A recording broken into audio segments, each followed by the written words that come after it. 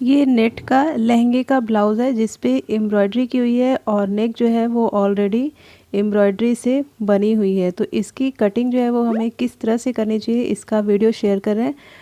तो ये पहले माप लेते हैं कि इसकी एम्ब्रॉयडरी जो है वो कहाँ तक है। तो ये लेस जो है अलग से निकाल लेंगे, बाजू में लगाएंगे और यहाँ नेक से ये 15 इंच तक जो है इसमें एम्ब्रॉयडरी की है। तो ब्लाउज़ की लेंथ जो है वो 15 इंच रखेंगे और ये भी सेम है। और नेक भी माप लेते हैं कितना है, तो ये 7.5 इंच के करीब है। फ्रंट और बैक दोनों में 7.5 इंच था। और ये इसका ये लाइनिंग का फैब्रिक है। तो पहले लाइनिंग पे कट कर लेते हैं। तो ब्लाउज़ की जो लेंथ है वो 15 रखनी है, तो 16 इंच पर मैंने निशान लगाया है। और ये फ्रंट की कटिंग कर रहे हैं, तो 16 इंच पर ये निशान लगाया और इसे प्रिंसेस कट में कट करेंगे। तो यहाँ से आर्म होल का हाफ़ ले लिया है 5 इंच, इधर से शोल्डर का शोल्डर का हाफ़ लिया, आर्म होल का नहीं, शोल्डर का हाफ़ लिया है 5 और इधर से आर्म होल लेंथ 5.5 और इधर से भी 5.5 पे एक निशान लगाया और फिर एक सीधी लाइन फिर खींच देंगे आर्म होल की। तो यहाँ से ये सीधी लाइन खींच दी। अब बस्ट का 1/4 लेंगे, तो यहाँ पर 32 बस्ट है, तो उसका 1/4 8 इंच हुआ, 8। और उसके बाद मार्जिन ले लेंगे 2.5 इंच, तो यहाँ पे 2.5 इंच मार्जिन ले लिया और फिर शेप लगा देंगे। तो ये हो गया। उसके बाद फिर यहाँ से नीचे डाउन जो है 5 इंच पर गए, ऊपर से 5 इंच नीचे और यहाँ वो शोल्डर से 10 इंच नीचे पॉइंट लगाया और इधर जहाँ से फोल्ड है वहाँ से 3.5 पर और इधर से भी 3.5 पर एक निशान लगाया। और ये जो 5 इंच पर निशान लगाया था और ये 3.5, इन सब निशानों को इस तरह से मिला लेंगे।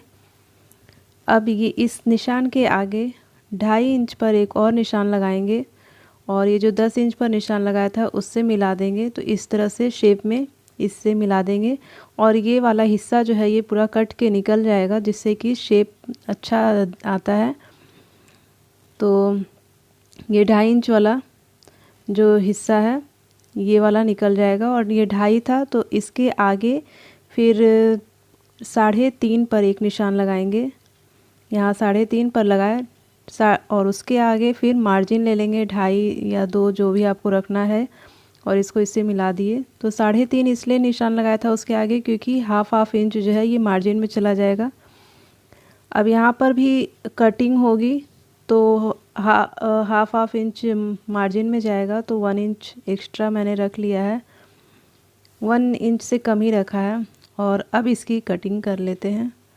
तो इसके पहले भी मैंने डिटेल में प्रिंसेस कट किस तरह से कटिंग करनी चाहिए और स्टिचिंग करनी चाहिए इसका वीडियो शेयर किया है, तो अगर आप चाहें तो वहाँ से भी चेक कर सकते हैं।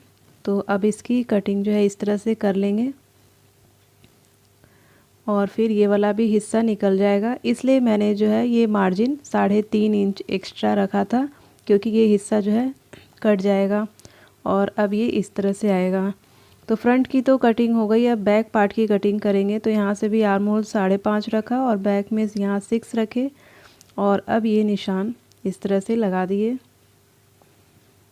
और यहाँ पर बस्ट का 1/4 रखेंगे 8 इंच, उसके बाद 2.5 इंच मार्जिन रखें, 2.5 इंच यहाँ पे मार्जिन है। और फिर शोल्डर से ये 16 इंच पर निशान लगाया और ये शोल्डर जो है शोल्डर का हाफ 5 इंच ऊपर रखा था और यहाँ पे वेस्ट का 1/4 रखेंगे। तो सेम रखते हैं, रखा है मैंने, जितना ऊपर था 10.5 उतना ही नीचे वेस्ट पर भी रखा था क्योंकि डार्ट में भी दब जाता है।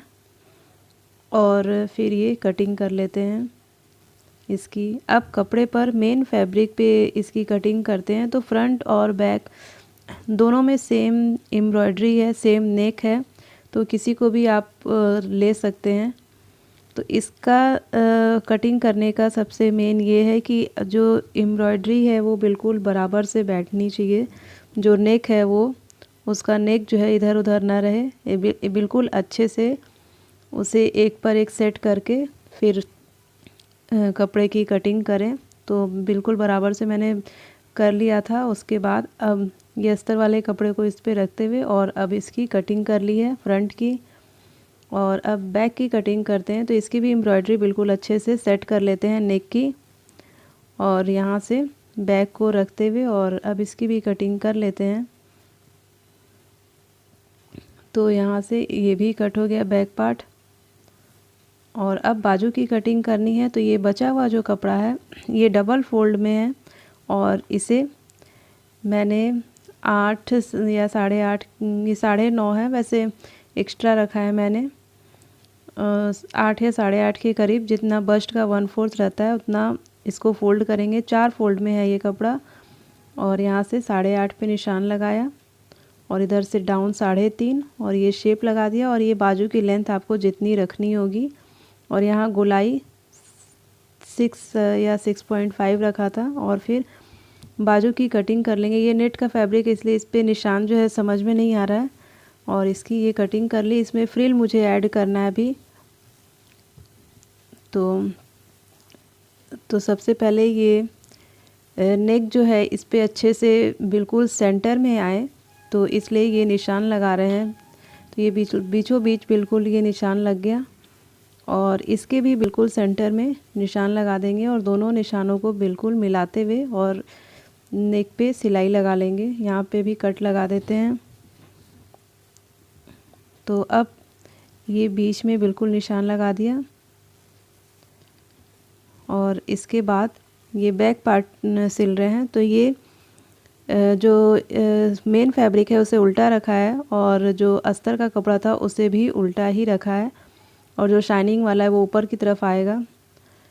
तो यहाँ सेंटर में सिलते हुए और फिर जिस तरह से नेक बना हुआ है बिल्कुल वैसे ही सिल लेना है एकदम किनारे पर। अगर आपको छोटा गला पहनना है तो आप एम्ब्रॉयडरी के थोड़ा ऊपर में सिलाई लगाएं। तो मैंने पूरा रखा है नेक। तो इस तरह से इसे गोलाई में सिल लेंगे।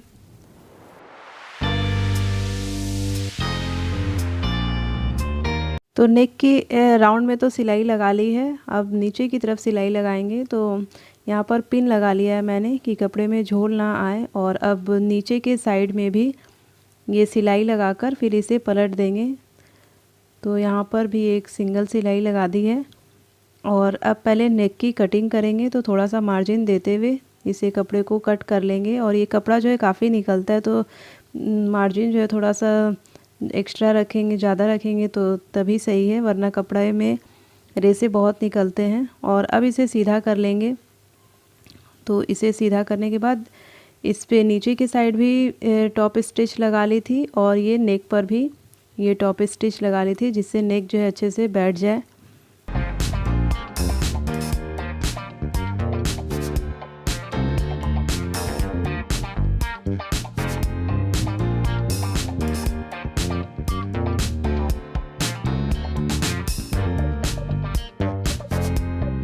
अब बैक में ये डार्ट लगाएंगे।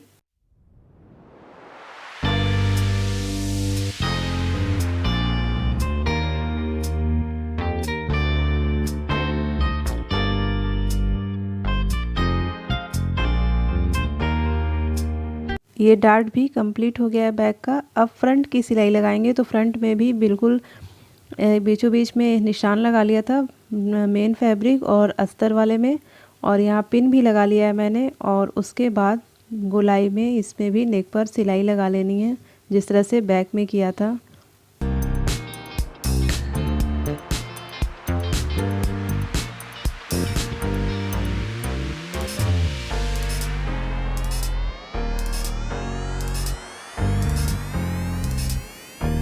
और अब इसकी भी कटिंग कर लेते हैं।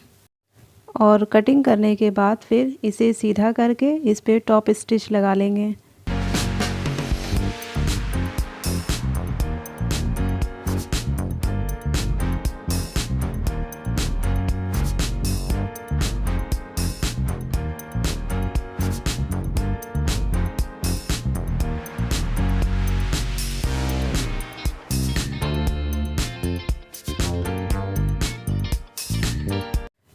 अब ये जो साइड में दोनों ये कटिंग है वहाँ पर पाइपिंग लगानी है, क्योंकि ये प्रिंसेस कट है तो इसमें आप पाइपिंग भी लगा सकते हैं या ऐसे भी छोड़ सकते हैं। तो यहाँ पर मैं पाइपिंग लगा रही हूँ। तो ये सिंगल फुट वाली मशीन इससे मैं लगाती हूँ। तो यहाँ पर दोनों साइड में इस तरह से इसे अटैच कर लेते हैं। तो यहाँ पर मैंने पाइपिंग दोनों साइड में लगा ली है और अब इसका जो दोनों किनारे वाला हिस्सा है इस पे इस तरह से रखते हुए इसे भी सिल लेंगे। तो पाइपिंग लगाने के लिए सिंगल फुट का यूज़ करें तो पाइपिंग जो है वो अच्छे से लगती है। तो ये लगा लेते हैं।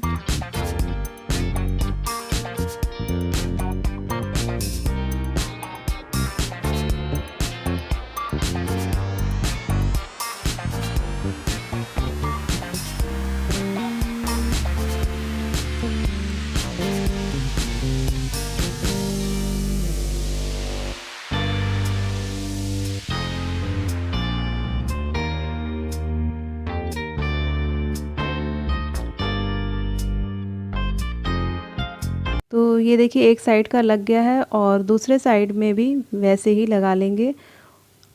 तो ये दोनों साइड का मैंने तैयार कर लिया है और उधर के साइड में इंटरलॉक कर लें, वरना कपड़ा जो है इसमें रेसे बहुत निकल रहे हैं। तो ये मैंने इसे तैयार कर दिया फ्रंट। अब बाजू की बारी है।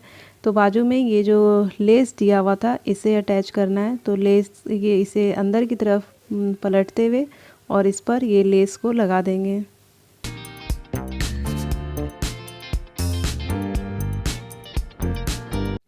अब इस बाजू में नीचे के साइड जो है फ्रिल अटैच करना है। तो फ्रिल मैंने कटिंग कर ली है और ये लगभग 2 इंच का फ्रिल है डबल फोल्ड में।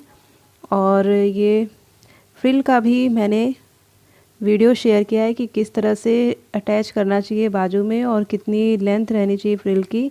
तो जो भी बाजू की गोलाई है उसका 3 गुना रहना चाहिए एक्स्ट्रा मार्जिन के साथ। तो इस तरह से थोड़े थोड़े दूरी पे ऐसे फ्रिल ये बनाते जाएंगे और दोनों बाजू में इसी तरह से फ्रिल को अटैच कर लेंगे।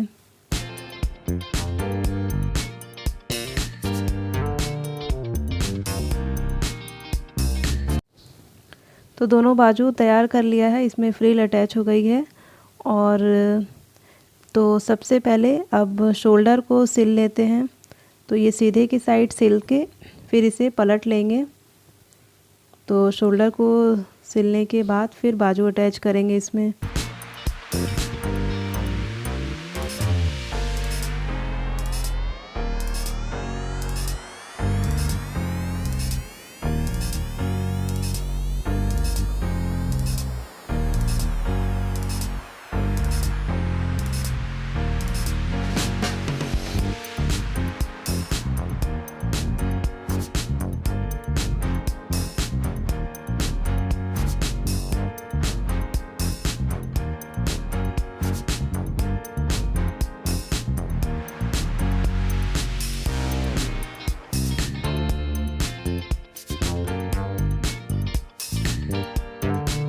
शोल्डर सिल गया है। अब इसमें बाजू अटैच करना है। तो दोनों सेंटर को मिलाते हुए मैं इसी तरह से बाजू जो है अटैच करती हूँ। गोलाई में सिल के नहीं लगाती हूँ, इसलिए मुझे ये ज़्यादा इजी लगता है, क्योंकि इसमें फ़िटिंग जो है आराम से कर लेते हैं। थोड़ा बहुत भी अगर ढीला या टाइट है, लूज़ जो भी, तो इसमें आराम से फ़िटिंग हो जाती है। तो इस तरह से ये सिल लिया है बाजू को।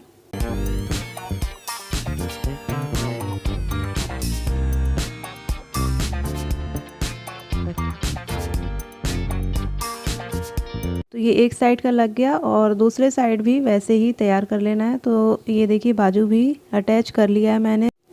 अब नीचे वेस्ट के साइड मैंने ये बिल्कुल बराबर से इसे करते हुए और ये इस तरह से वेस्ट पर सिलाई लगा ली थी। इसे हेमिंग करनी है, बाद में मैं हेमिंग कर लूँगी।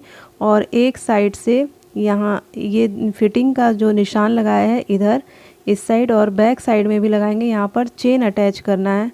तो यहाँ तक सिलाई लगाई है और ये चेन है। तो इसे इस तरह ये वाला हिस्सा अंदर की तरफ रखेंगे और यहाँ से इसे ये जो निशान लगाया था फिटिंग का इस तरह से रखते हुए, तो इसे भी सिंगल फुट से ही लगाना है। तो ये चेन जो है अच्छे से लग जाए।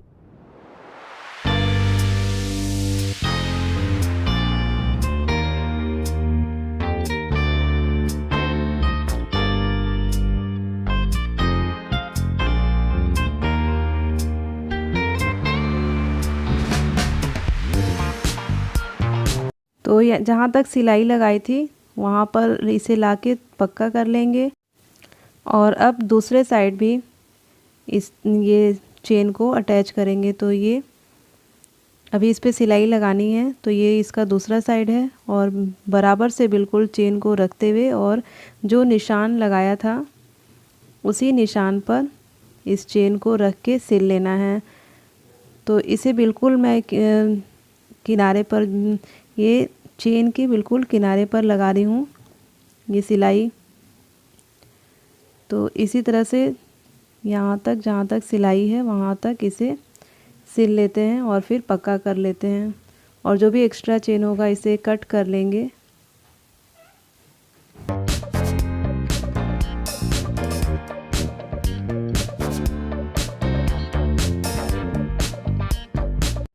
तो ये चेन का जो ये लॉक है इसे अब इस तरह से बंद कर लेते हैं। तो ये देखिए चेन अटैच हो गया है। अब अभी यहाँ पर सिलाई लगानी है एक साइड में। तो यहाँ पर भी अब किनारे पर ऐसे करके सिलाई लगा लेते हैं। तो दोनों साइड का चेन जो है ये अच्छे से लग गया है। और दूसरे साइड में फिटिंग का सिलाई लगा दिया था मैंने पहले ही। तो ये जो एक्स्ट्रा में है इसे कट कर लेंगे। और अब ये चेन जो है लग चुका है। ये इनविजिबल चेन जो नहीं है वो, क्योंकि वो वाली चेन जो है उसका लॉक जो है जल्दी ख़राब हो जाता है। अब यहाँ नीचे के साइड में हुक एंड आई लगा देंगे तो ये जो है कंप्लीट हो जाएगा। और फिर बैक में इसमें डोरी और टैसल्स लगा दिए थे, जिससे ब्लाउज़ की खूबसूरती जो है और भी बढ़ गई थी। तो ये जो भी एक्स्ट्रा धागे वगैरह हैं इसे कट कर लेंगे। और आयरन कर लिया था मैंने पहले भी और फिर बाद में भी उल्टे साइड से, क्योंकि ये नेट का फैब्रिक है तो सीधे तरफ से नहीं किया था। और वेस्ट पर हेमिंग कर दी थी। तो ये ब्लाउज़ जो है देखिए रेडी हो गया है। और इस साइड ये चेन जो है बंद नहीं हो रही, क्योंकि ये छोटे साइज़ की ब्लाउज़ थी और तो इसलिए। और ये नेट बाजू पे इस तरह लगा दिया है और ये ऐसे तैयार हो गया है ब्लाउज़। और ये बैक में ये टैसल्स लगा दिए मैंने। तो आपको ये वीडियो कैसी लगी, हेल्पफुल लगी होगी तो प्लीज़ लाइक कर दीजिएगा, शेयर कर दीजिएगा। Thank you for watching.